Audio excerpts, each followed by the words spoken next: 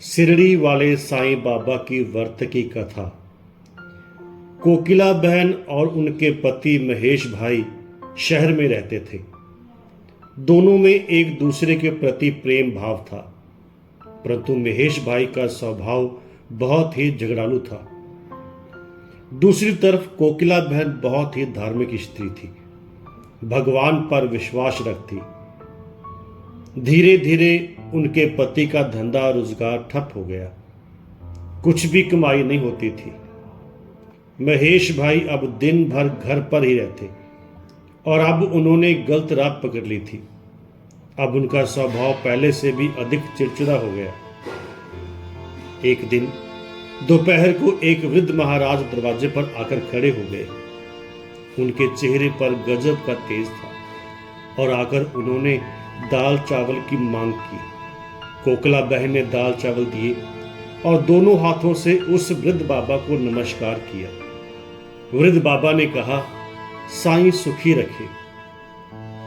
तो कोकिला बहन ने कहा, महाराज, मेरी किस्मत में सुख कहां, और अपने दुखी जीवन का वर्णन किया। उस वृद्ध महाराज ने श्री साईं के व्रत के बारे में बताया। साईं का व्रत किया करो। 9 गुरुवार साईं का व्रत फल आहार या एक समय भोजन करके करो। हो सके तो बेटा साईं मंदिर जाओ, घर पर साईं बाबा की 9 गुरुवार पूजा करो, साईं व्रत करो और विधि के अनुसार उद्यापन करो। 9 गुरुवार व्रत रखने के बाद उद्यापन करने के समय भूखे लोगों को भोजन दो।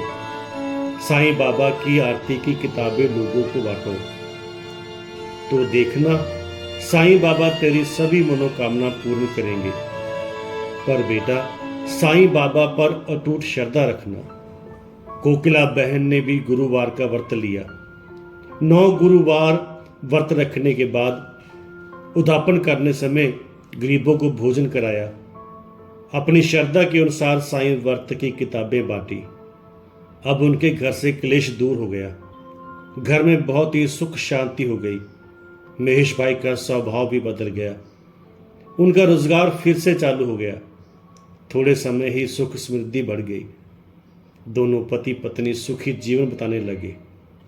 एक दिन कोकिला बहन के जेठ जेठानी सूरत से आए।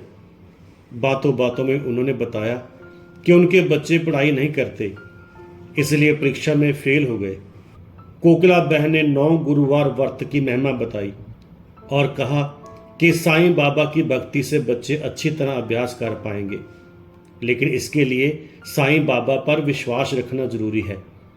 साईं सबकी सहायता करते हैं। फिर कोकिला बहन के जेठानी ने व्रत की विधि का पूछा तो कोकिला बहन ने वही सब बातें बता दी जो खुद उन्हें वृद्ध महाराज ने बताई थी। थोड़े दिनों बाद सूरत से उसकी जेठानी का पत्र आया कि उसके बच्चे साईं व्रत करने लगे हैं और बहुत अच्छी तरह पढ़ते हैं। उन्होंने भी व्रत किया था।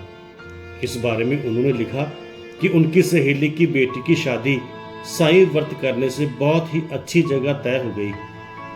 फिर बताया कि उनके पड़ोसी का गहनों का डब्बा गुम हो गया था, जो व्रत करने के बाद वापस मिल गया है।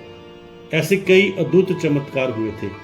कोकिला बहन ने समझा कि साईं बाबा की महिमा अपार है। इसलिए भक्तजनों, आओ हम भी साईं महाराज से प्रार्थना करें कि जैसे उन्होंने कोकिला और उनकी जेठानी की सहायता की, वैसे ही सारे जगत की सहायता करें, सारे जगत को खुश रखें।